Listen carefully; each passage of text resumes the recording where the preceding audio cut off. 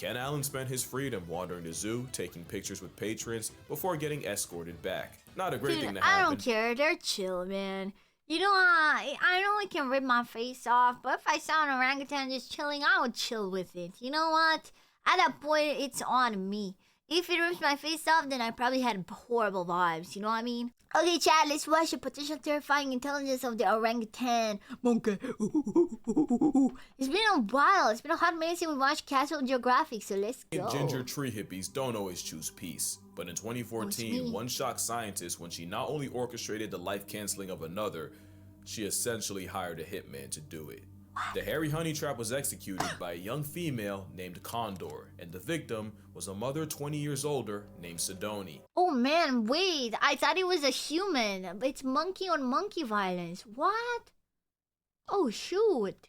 Living in the swamp forests of Indonesia's Mawas Reserve, the two had beef going back all the way to 2009, with Condor curiously approaching Sidoni's at the time 7-year-old daughter, and Sidoni defensively smacking and biting Condor before chasing her off. I mean, fair. Don't approach someone's 7-year-old daughter like that, dude. The perceived insolence stuck with Condor, and the disrespect was tattooed into her psyche. She was not letting that slide. Years later, Condor would catch the eye of a male named Echo, and the two would eventually run into Sidoni. They both Damn, do monkeys recognize each other like that? I mean, I guess they would.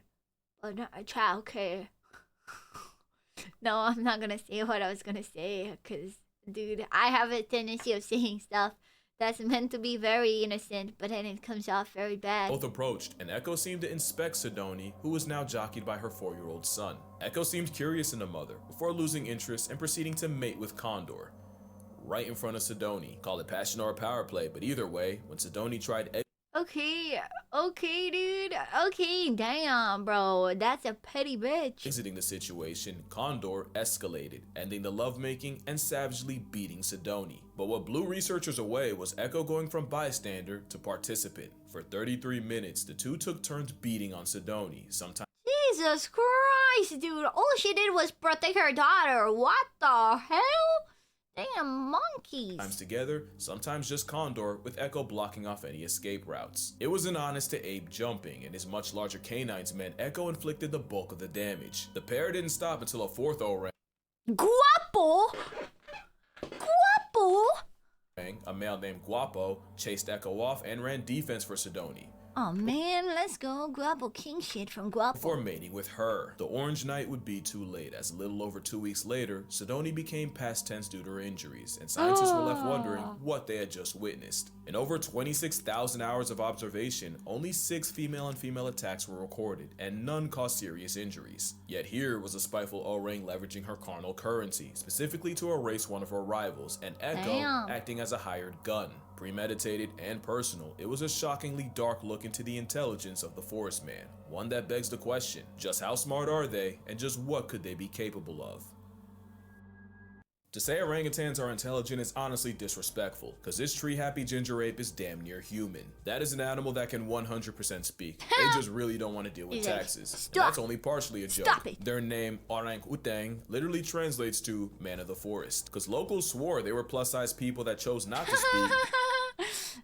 They just don't shave, man. Look at him. Because they know then they'd have to get jobs. In 2014, a court in Argentina actually granted human rights to Sandra the orangutan after 20 years of captivity. There's a cute saying that goes, bro has human rights, man. Aura farming, aura. It is aura, I must say. if you give a chip a screwdriver, it'll use it as a weapon. A gorilla would accidentally break it. A bonobo would become the screwdriver, but an orangutan, he'd hide it, use it to dismantle his cage, and then let all his friends out. There's a bunch of reasons for this brainy Bigfoot, and one of them is them being the biggest mama's boys on Earth. No other mammal spends more time with its mother, except humans. In the up to and often over 10 years of being her shadow, baby orangs learned everything about how to orangutan. Not only that, but daughters often live around their moms even after having their own baby. This means orangutans are one of the few animals that have a legitimate culture, and what we see is a sum of generational wisdom passed down. In 2022, a notorious Sumatran male named Raucus was seen using a medicinal plant to help heal a face wound he'd gotten in a fight. The 30-something-year-old applied They have healing technology, man. Damn. If I knew this once I spoke, I had to get a job or I've never opened my mouth. True, exactly. Why do stupid children, like, why did stupid kid me talk? I could have just shut it up. Chewed up paste of the akar gunning, But an then I guess I would've anti-inflammatory, missed antibacterial flowering plant traditionally used to treat malaria and diabetes. Raucus applied the paste for 7 minutes until it covered his wound, and 5 days later, it was completely healed. It's not the first time we've seen animals self-medicate. Parrots will eat clay to detox from all the leaves, and elephants will apparently eat certain plants to induce labor. But what made Raucus so radical is the simple fact that they rarely eat that plant to begin with. There's more evidence of orangs self-medicating with the same plants used by locals, and it's likely this knowledge was taught, and not by humans. Mothers will even teach their young to have the same preferences for food, so that when they get older, they can forage in the same area without directly competing with all the other mother-child pairs. Another thing this citrus simian is smart enough to understand is calculated reciprocity. In this viral video, you see this man Vitaly trade snacks with a zoo orangutan. Not only did the hairy haggler refuse until he understood that he'd be getting something back, I swear you can see him check for zookeepers. If it sounds like a stretch, it's scientifically proven this untaxable entity understands the concept. Two orangutans at the Leipzig Zoo in Germany were given 3 different tokens and quickly learned that they could exchange one type for bananas for themselves. The second token type would earn bananas for the other orang, and the third type had no monetary value whatsoever. At first, the female, Doc, had no problem exchanging tokens to get the male, Bim, bananas. But Doc realized Bim wasn't really returning the favor, so she became a lot less generous. That gave Bim enough of an attitude adjustment to start trading his tokens more, until their efforts became closer to equal. There's another story of a zoo orangutan taught to exchange any trash he found in his enclosure for a food reward. Except he then realized if he just returned the trash in pieces, that would just mean more food for him, which was That's crazy. Big brain, man. Big brain. unfortunate when the trash was someone's phone, and tragic when it turned out to be a formerly alive possum. But what exactly is it that makes orangutans so smart? Well, the superpower is how they learn. When orangutans are spending all that time with their mothers, they learn everything they need to by watching and copying. Even after they leave, young males will Monkey find see, monkey do is canon. an older, phalangeed male to use as a role model, learning how to be an alpha male by mimicking everything he does. Mimicry is how they learn, and that learning creates cultures. It's scientifically proven when resources are good, orangs spend more time around each other and more time peering, watching, observing the other orangs. It's not just people watching, it's Think about it. If you took a human and like you left them somewhere with like no other humans to learn from, like that human would not do anything. Like he would be like a animal type human, bro. Like what will bro even do? No, yeah. I'm pretty sure there's been cases of people that were born and just left in the wild and then they were wild, bring intel, and they don't just do it to each other. Orangs regularly learn things just by watching the humans around them. This male was seen attempting to catch fish after clocking locals doing it, and one female, Supina, tried starting a fire by dipping a glowing stick in kerosene, blowing on it, and even rubbing it with another stick. But this shadow clone jutsu can be wildly inconvenient. Camp Liki is an orangutan research and rehabilitation reserve where the Auburn apes have plenty of opportunities to study humans right back, leading to the trend of orangutans untying canoes from the dock and stealing them, and not even triple or quadruple knots can discourage them. Fun fact, it takes about a 7-hour canoe ride to get to camp, so one documentary crew decided to save time with a speedboat. They lost that time after a redman stole the boat and left them stranded. The power of perception has taught orangs how to breastfeed, drive, and even saw wood, all from watching a human. It's said orangs have the intelligence of a 4-year-old, but I've yet to see a toddler that did its own laundry. Now you're seeing what I'm saying. Bro's smart enough to talk, wise enough not to, and she's only sawing like that so we don't catch on. But what if I told you there's an even higher level of intelligence they can get to? Deception. Deception requires foresight and anticipating the actions or thoughts of another party. That's where intelligence can get scary. If orangutans have the capacity to trick us, we're talking about a whole different ballgame. Which brings us to the story of Fu Manchu. Now we're talking about an orangutan outsmarting humans, and it happened in the 60s in Omaha Zoo in Nebraska. Bro, imagine getting outsmarted by an orangutan. Like, dude. Nothing ever happens in Nebraska. That's a big L. One day, zoo director Jerry Stone was doing his rounds when a couple keepers ran up to him. Panicking, they told him not 1, but 5 orangs had escaped and were roaming the zoo. This was not good. Like all apes, an orang outside is a code red situation, and a starting lineup of them walking they can amongst rip your people face off. was a canon event begging to happen. All it would take was a human or orang getting too curious for it to be a bad time for everyone, and Jerry sprinted to them before anything could happen, and he found them just chilling. Yeah, Jerry was greeted by 5 fugitives just people watching in the elm trees by the elephant building. Clearly all they wanted to do was visit the zoo like everyone else. But you can't just have several hundred pounds of primate in public unsupervised, so Jerry literally went up the tree, grabbed an orang by the hand, and led them all back to the exhibit with no resistance. Jerry was less gentle with his staff, and let it be known that another mistake like that That's and someone crazy. would get pink slipped straight into unemployment. Clearly Stone made his point, because nothing like that would ever happen again. Until next week, when it happened again. Yup, somehow, some way, orangutan gang got out again. No one got hurt, they actually went to the exact same spot in the trees. But a troop of tangerine men exercising free will is a nightmare for zoo PR, and this time, Jerry was ready to give someone permanent PTO, cause no shot. The orangs just wanna chill, man. Huge yellow orang out there, hit the book still, bro. Someone went through all that school in debt just to not close a furnace door. So imagine what went through Jerry's mind when the Tans got out again. But this time, there was a catch. I used to think you'd only hear this line in a movie, but nah, someone actually ran up to Jerry and said, "You gotta come see this." And he wasn't wrong. You see, in the orangutan exhibit, there was a moat, and down at the bottom of that moat was a furnace door. And sure enough, they caught one of the males, Foo Manchu, fiddling with the door. They were watching from a distance so Foo wouldn't see them, but they couldn't see exactly what Foo was doing. All they knew was suddenly the door flew open and Usain Bolt felt a disturbance as these men broke the sound barrier running down to stop them. So now the solution was simple: clear the enclosure of anything that could be used to escape and do it daily. And sure enough, the orang breakouts came to an end. For about a week until it happened again.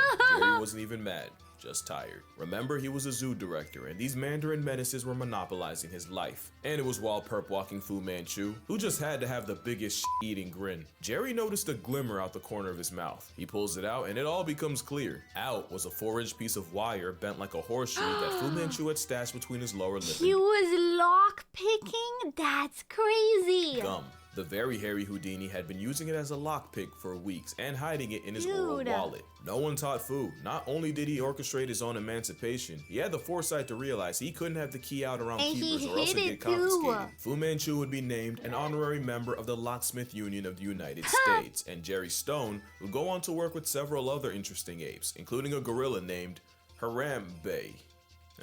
Fu Manchu wouldn't be the last, or I arguably wonder the most who creative. dies. 27-year-old Carter used a stick to short circuit an electric wire, and then used a bunch of sticks as a ladder to climb out her enclosure. She then just sat and enjoyed the view for 30 minutes until her keepers pulled up with tranquilizers, at which point she just went back in. Last year, Kimbali broke out of an $11 million habitat in Toronto by cartwheeling past a wire barrier. Mind you, that habitat opened up the summer before. Bro flexed on them 11 million ways.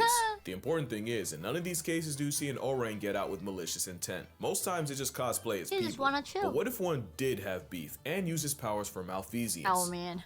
This is Ken Allen. It's the most famous name in orangutan lore, and you wouldn't even know the name if his mother Maggie had succeeded in smothering him before he even got it. He'd be named after the 2 zoo officials that would raise him instead, Ken Willingham and Ben Allen. As a baby, he'd soft launch his shenanigans by regularly unscrewing the bolts of his crib and dismantling it. And once he got too big for a crib, keeper Joanne Thomas would take him around the zoo in a stroller, a decision that arguably cost the zoo thousands. 5 days after moving into his new enclosure, June 13, 1985, Ken climbed a wall and got out. Years before, folks caught Ken building a DIY ladder out of some branches. One thing I didn't mention is living in the trees full time means orangutans literally make their beds every single night.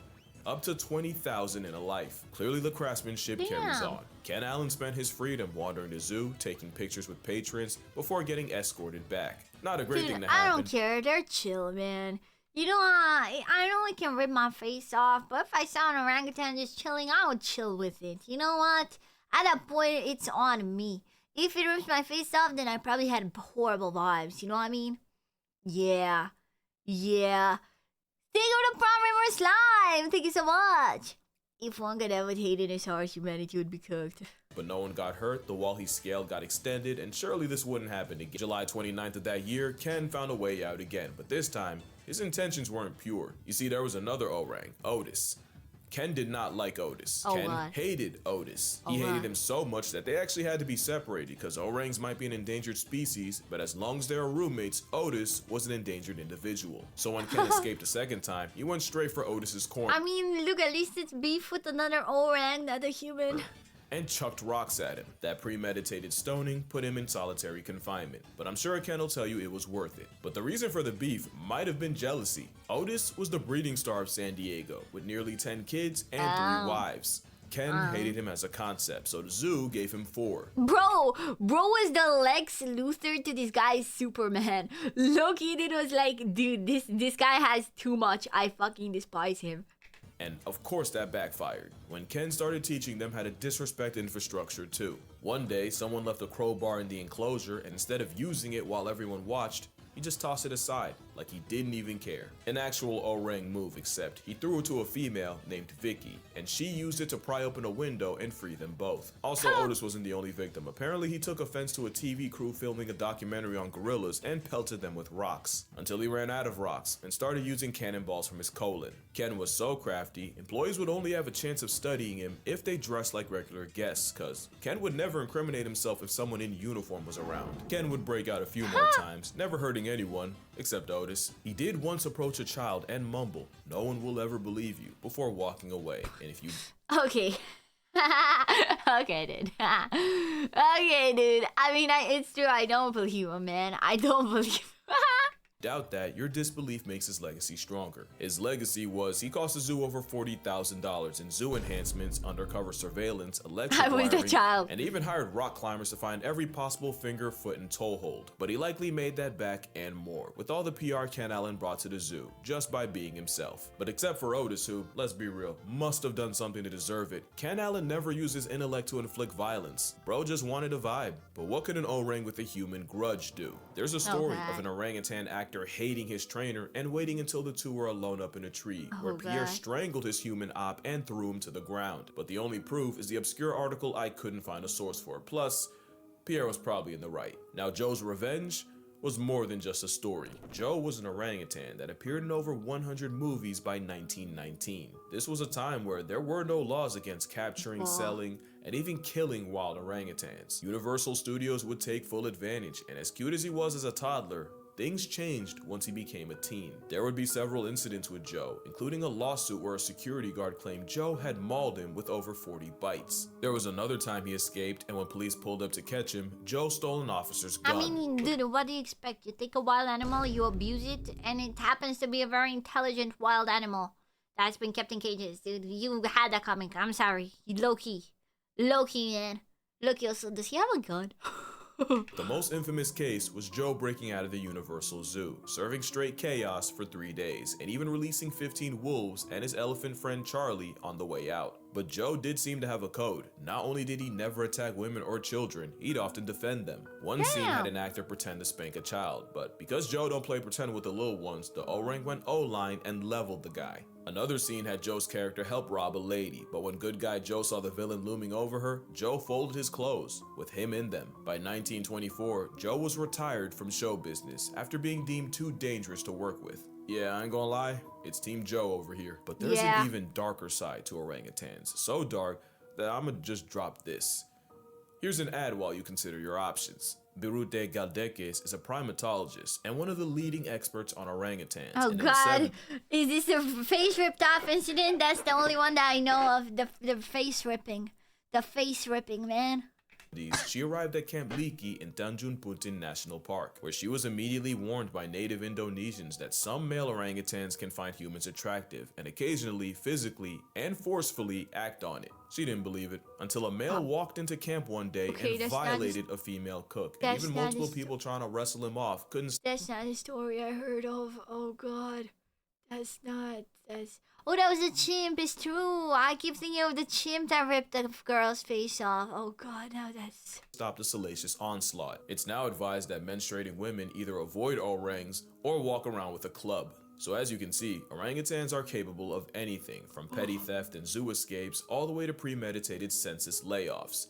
But honestly, they could and should be way worse. An orangutan has never been on record murking a man, and some have had very good reasons. Joe Martin had every good reason, and the fact that he died with no body says more about his kind. The strong mom bond means Joe's mom was almost certainly destroyed for him to be taken. Joe suffered all manners of neglect, including electrical burns from wires, eye damage from the constant stage lights. He was given cigars and alcohol which ruined his health, and he was even knocked out by former heavyweight James Jeffries, all without never really interacting with another orang. Joe going through all that and never severely maiming someone is our entire relationship with orangs in a nutshell. We have done far more to them than for them, in worse ways than you think. I can't even say what this one went through, just know her name is Pony and her story is not for the weak. Orangutans as a whole are a victim of humanity, and the worst part is what happens when they're gone. Once all the orangs in an area are gone, all the generational knowledge of how to live there dies with them. It's not just a species, it's an entire culture that goes extinct with no way of bringing it back. So what can you on your phone, computer, or TV do?